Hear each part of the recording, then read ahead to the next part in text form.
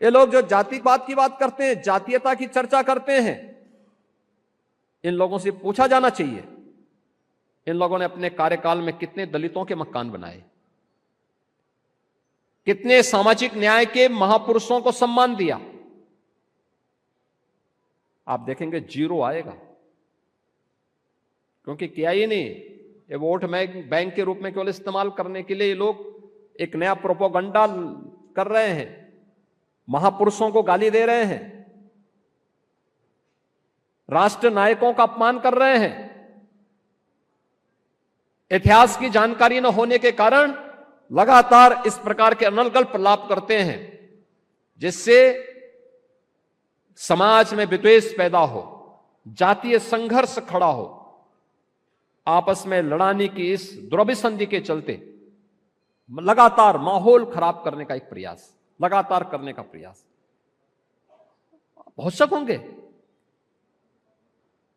जिस देश का प्रत्येक नागरिक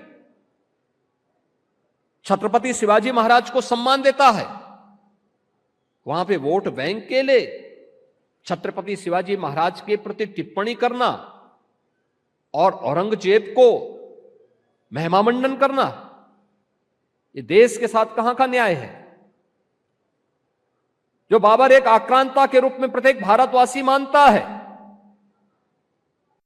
महाराणा प्रताप और महाराणा सांगा के शौर्य और प्रताप को दरकिनार करते हुए बाबर को महिमामंडन करना, जो जिन्ना देश तोड़क है, उस जिन्ना की तुलना में उस जिन्ना को महिमामंडित करके इस राष्ट्र की एकता के शिल्पी लौह पुरुष सरदार वल्लभ भाई पटेल को अपमानित करना, यह कुछ लोगों के जीवन का ध्येय बन चुका है और इससे सावधान होने की आवश्यकता है, क्योंकि ये लोग लगातार इस प्रकार का प्रोपेगेंडा रचने का कार्य करेंगे, लगातार करेंगे।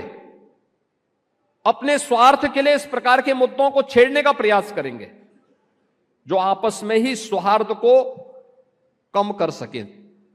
लेकिन हमें एक समृद्ध उत्तर प्रदेश के लिए, एक विकसित और आत्मनिर्भर भारत के लिए हमें राष्ट्र नायकों को सम्मान देना पड़ेगा।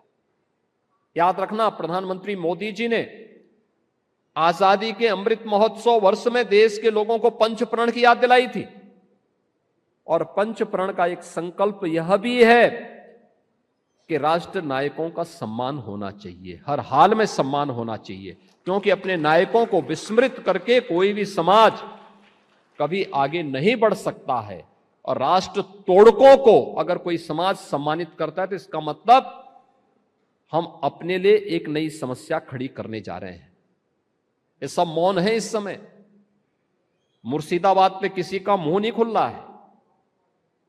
बांग्लादेश में की घटना ने इन सबको चौराहे पर पूरी तरह नग्न करके रख दिया है।